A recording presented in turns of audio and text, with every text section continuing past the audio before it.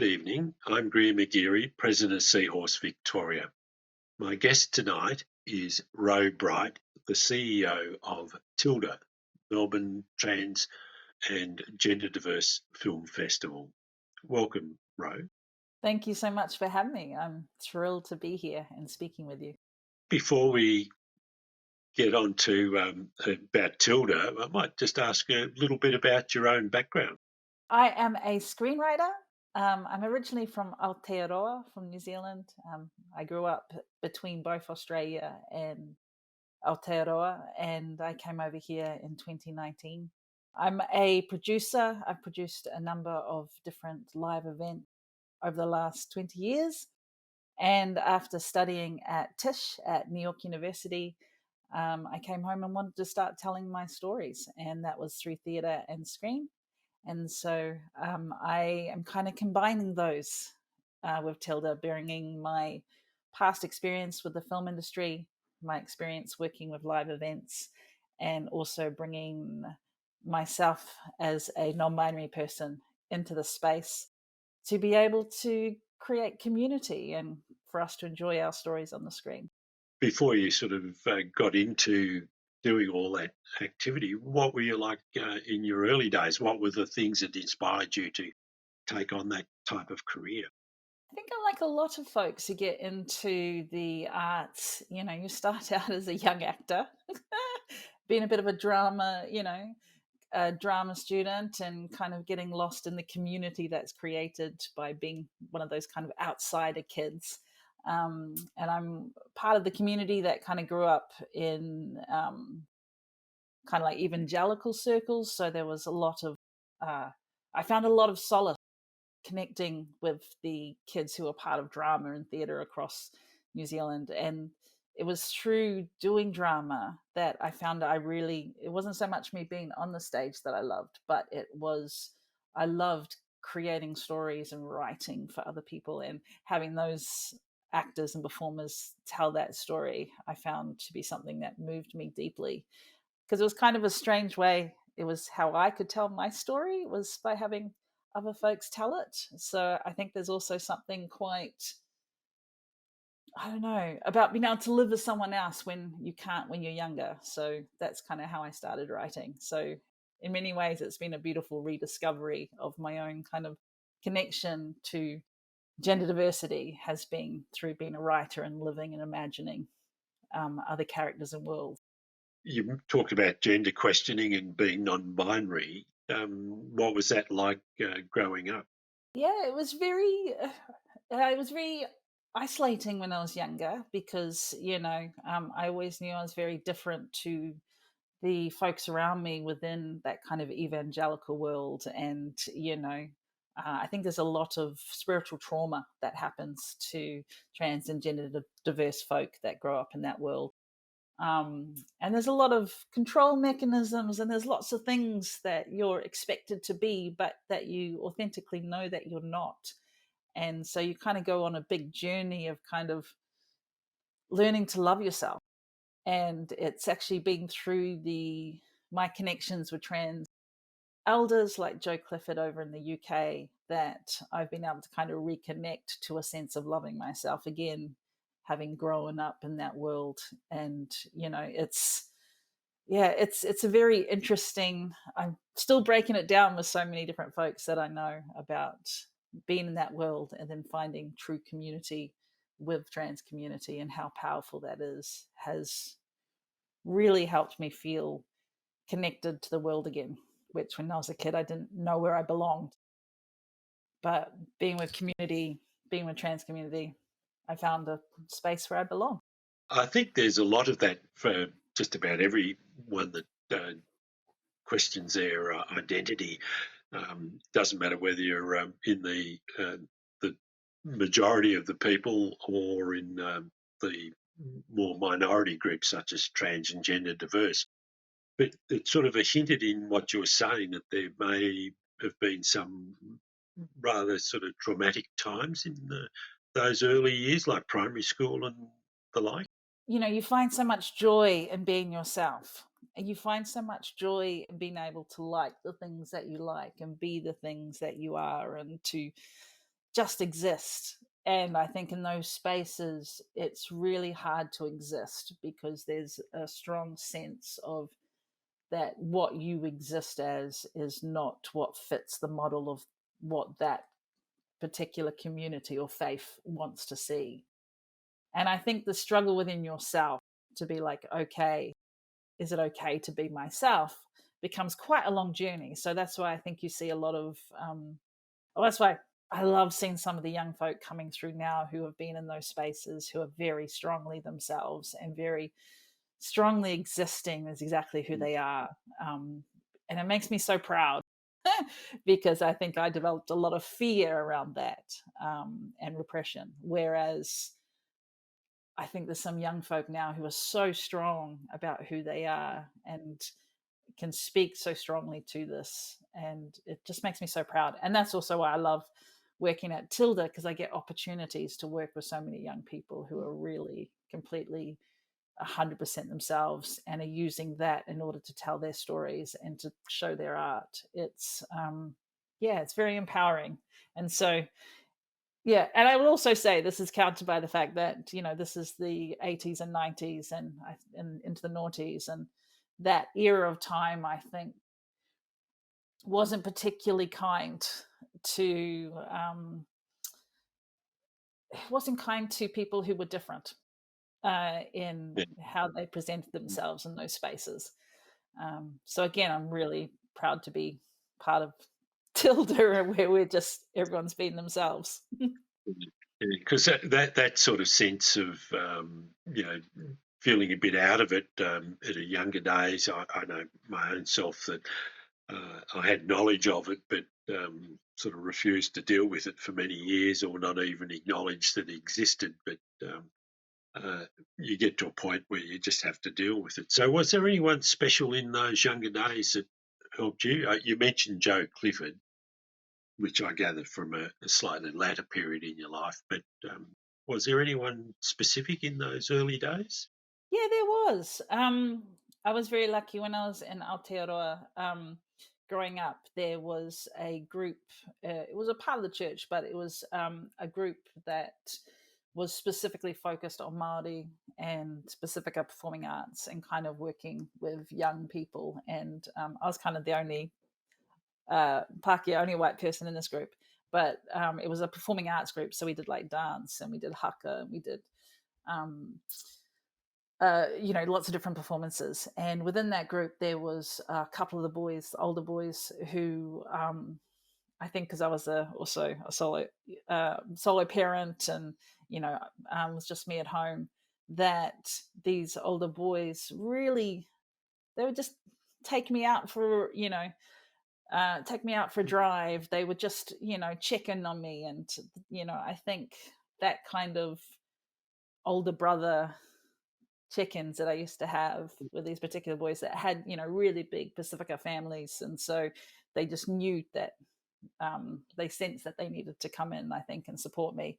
And it was just very little things that they did, but it was just those moments of kindness and inviting me to come and hang and be at events and just hang out at the back while the boys were playing guitars. And those boys were a really huge part of, I think, me feeling safe in the world.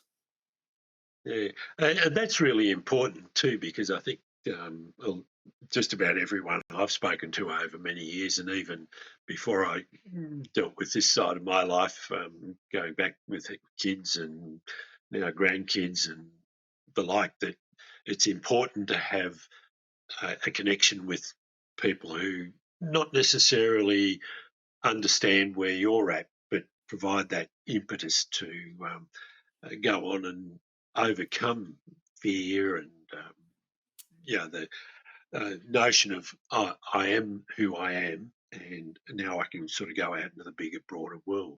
Very much so. I think all they did was they just allowed me to be me.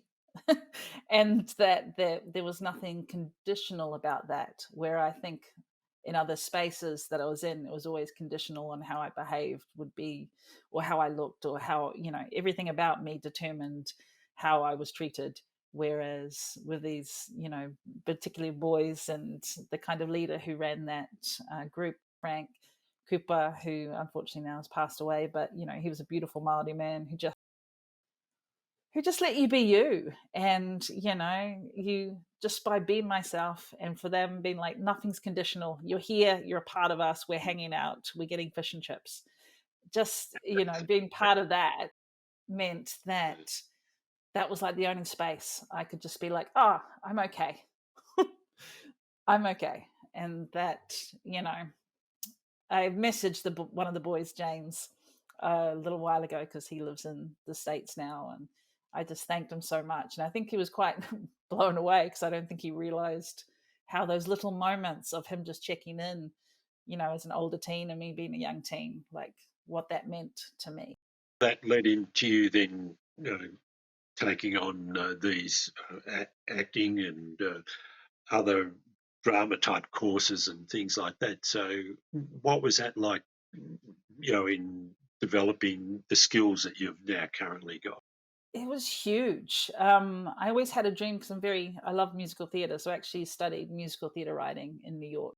And the process of having to raise the funds, because I'm, working class, solo parent, to be able to study in New York and be in New York for 7 years. And I really loved all the learnings that I got about story and narrative, but also how to collaborate. And also in New York, I was able to work for 4 years with 2 Broadway producers who were legends, and just seeing how they worked, being their assistant, getting to be in some incredible spaces where even though I was, an intern or a producer's assistant, I was always treated with such dignity and respect. And it really kind of cemented for me a ambition of that I could do anything. And, when you get to work with the very best Yeah. on Broadway, and that they really instill in you a sense that you can do anything. And so I think that was quite formative. How did you manage to hear about Tilde, and how were you managed to put your hand up and apply to be the CEO? Well, everything goes back to Jo Clifford. Jo, I call her my trans nan. She is the most incredible author, and radical author, and I'm really proud actually that in our festival we have one of her gorgeous films. I found out about Tilde because I was supporting Jo to come over to do workshops with trans writers a couple of years ago, and as part of that, I was doing a reach out to different parts. I think this was 2021, so this was just after kind of restrictions, and I'd reached out to Daniel at Footscray Arts Centre about, can we do an event there with Jo, and specifically for our trans and gender diverse community. And straight away he mentioned that he was working with Tilde and about Tilde. And so it was kind of through that conversation that I was immediately like, oh, I would love to be involved in Tilde, because it brings my own personal craft, screenwriting, but also I can bring some of my skill sets as a producer or as a event person. And it was so it's kind of a little bit of shoulder tapping from Daniel, being like, oh, you need to apply, you need to have a look at this. And so when the actual job description came up, I was really excited and very nervous, and I really tried to put together a really strong vision to impress the board, because it was immediately kind of a dream project, because my heart is about having worked in the film industry, my heart is really about wanting to create safe spaces where trans and gender diverse creatives can thrive, because it can be quite a toxic world out there in the film industry. And I know my experience has been, I've had some pretty horrible experiences. And so if I can be able to create and be a part of a collective of folks creating space where community and artists within our community feel really seen and acknowledged, and they feel like they can bring their best work and be their best, that to me is the entire reason why I wanted to work at Tilde.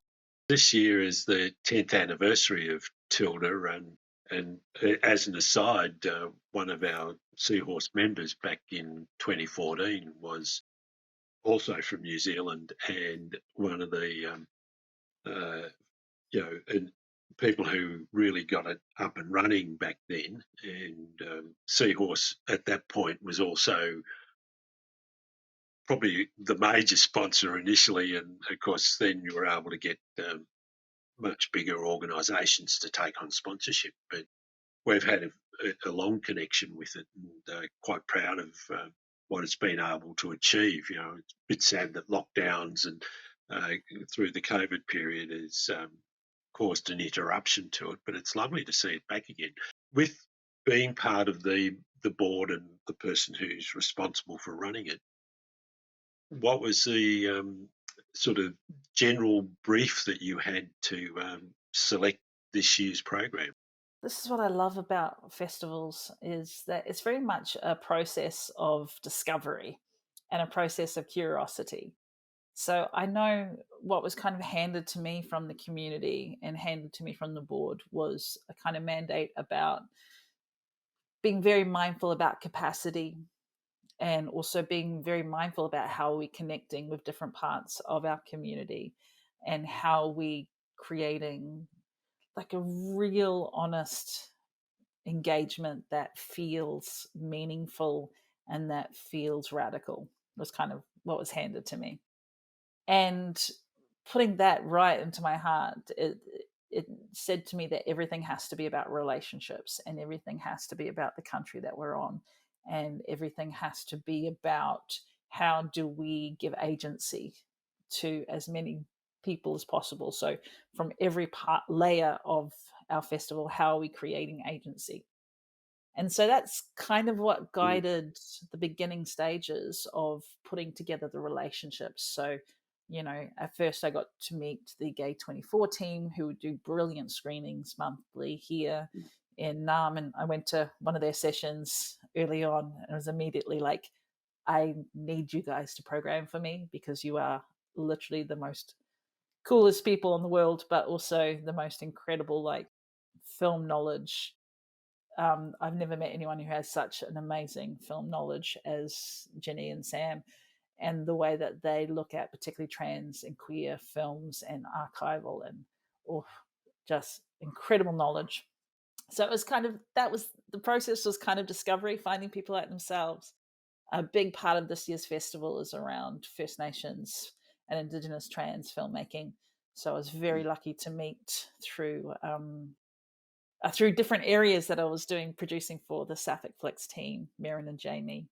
And so we've been building everything off what they want to say to the community and what they want to see. So it started from those relationships. It was also the festival. So we got a team together and we started programming, and we had submissions, and we looked at different film festivals around the world and different relationships that we have with different filmmakers, and to see who was making stuff.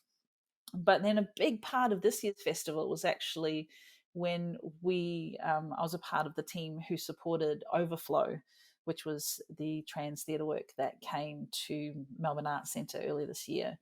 And we had a trans theatre forum where we had a big chat with amazing artists like Kiki Temple and Janet and then Dino and the entire team from Overflow. And we had a discussion about what makes trans theatre and what does that mean at the moment.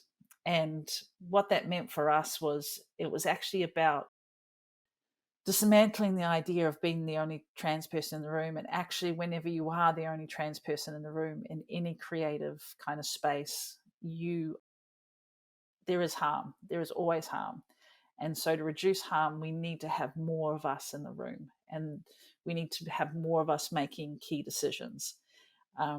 So from that, it was very much an inspiration. And I came back to our programming team and said, well, what if we made it this year that our advocacy is that we're saying every film has to be directed, produced, and or creatively, collectively made and led, as a statement about reducing harm for the spaces that we're going into as filmmakers. And I'm so proud that we did that, because the quality of the films, actually the best trans films, are made by trans directors and trans producers and trans collective, because they speak so strongly to our experience. Interesting you sort of mentioned about First Nations people, because I think uh, particularly since the lockdowns and we had that horrible incident in the US with the murder of George Floyd being broadcast almost live, as it were, that focus has also been put on to marginalised people, not just from a trans point of view, but that they come for so many different backgrounds. There's the Indigenous populations and First Nations populations right around the world have had knowledge of, as sometimes called, a third gender, or a variation on the binary, not being binary, and it's been there long before our so-called Western civilization came into being in these parts of the world. And so it's sort of, I quite like the idea of doing that. So was that really forefront in your thinking from what you've been saying, putting the collection together? Very much so. I think as soon as you start going back to Indigenous frameworks and Indigenous thinking, you go back to an understanding of gender that is so much more aligned with the trans and gender diverse experience. And it's also just the expansiveness of what gender can be and what that looks like and who we are. Like, when you spend time with First Nation artists, you're going back to something that is so authentic and real and expansive. And so I feel like um, we're very blessed as a film festival to have met Sapphic Flicks and met with that team. And it's been such an honor to be able to go, we have an opening night. What do you want to see? What do you want to engage with? What conversation do you want to have? And it was that team that brought to us, we really want to do micro commissions and we really want to get more of our stories told. And it's been such a pleasure to be able to create space for that, and to see their leadership as a team is incredible. It beautiful, and I think it just affirms, I think, particularly as a community, as we're growing together, that there is this expansiveness, and that when we celebrate that expansiveness. The festival's now on between the 3rd and 5th of May. Give us a flavour of what some of the films are, like particularly, say, opening night on Friday the 3rd. Opening night, which is led by Sapphic Flicks, so they've curated the whole night, is a wonderful encapsulation of a selection of Indigenous perspectives around gender. So not only we have 2 new micro commissions by Stone Marvelous Cold and thereabouts, which we will see what that is on the night. They have a delivery due a few days prior, so they are literally shooting as we speak, which I'm very excited about. We also have movies such as Aribara, which is from Colombia, which is a First Nations experience of the community there, and it's this avant-garde, beautiful premiered at Cannes, like stunning art house film. We also have the Alexander Ball, which is a amazing representation of our ballroom community and our Pacifica Māori trans community. We also have Indigenous Love, which is actually a older film from a Two-Spirit filmmaker, which we're very excited to put that back in the mix because it's quite radical and revolutionary. So we've got kind of collections of films like that, but there's also going to be panel talks from our First Nation filmmakers to industry. We also have food and we'll have DJ. It'll be a fabulous night. Then through the rest of the program, we kind of go into, we have 7 sessions, and each session is really focused on a particular conversation that we want to have in a particular part of our community. So so for example, our second session we have is Australian young filmmakers. So this is some of the best talent, the most incredible trans talent coming through at the moment, who are making beautiful, beautiful films.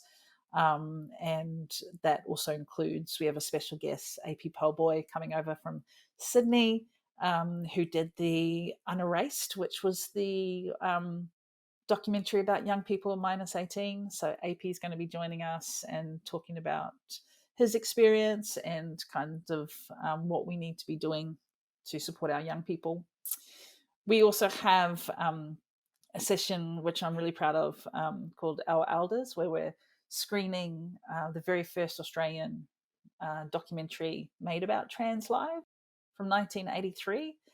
And it, for a movie from the 80s, it's actually incredibly intimate and lovely, and it has icons such as Carmen Rupe, and it just really, rather than showing trans folk in isolation, it actually shows them in with their families and their friends, and it shows all the challenges, but it actually shows kind of these groundbreakers like Roberta, like the way that she was with her friends, and stunning. It's a stunning movie. And we also have alongside that a hidden gem from Paul Johns, who's a very famous artist who from Aotearoa. And this is, purely those connections of people, from an editor that I know, Kushla Dillon, a film that was shot in the 70s in Christchurch, an 18 millimeter experimental, part of the community there at the time, and they're just completely themselves, and it's this really kind of weird little art house film, because Paul Johns was kind of an artist that was as out there and as big as Andy Warhol, and kind of, so it's got this kind of very intimate kind of feel that was actually filmed in the 70s but edited in 1999 and made into a short film that did some of the international film festivals but didn't make it to Australia. And so it was thanks to knowing the director that we were able to get that screened. So we have Community in 70s, 80s, and then Jo Clifford is doing her film about now. So that's quite a special journey. So it's May 3 to 5, and we're out at Footscray Community Arts, and we're doing a full takeover of the space. So we also have an exhibition space where we've got a whole lot of content that we're screening from local community, and Erased is and Unerased is in there. And then we have 7 sessions throughout the 3 days. Something I'm very proud of is that we're making connections with international film festivals, because there's about 8 trans film festivals around the world, and we've connected with Translations Film Festival in Seattle, and we've set up a sibling relationship with them. And so what we're doing is Anto, who's the festival director, is coming down, and we're screening the world premiere of his film, and in exchange for screening his film Green Castles, we're then screening our 2 First Nation films in translation. Thank you very much, Ro, for being my guest tonight on Bent TV. It's important to tell the stories of many trans people, and the film festival TILDE has been at the forefront for the last 10 years of doing that. So thank you very much. Thank you so much for having me. It's been a real joy to be here. I'm Greer McGeary. My guest tonight has been Ro Bright, the CEO of TILDE, the Trans and Gender Diverse Film Festival. Thank you very much for watching Bent TV.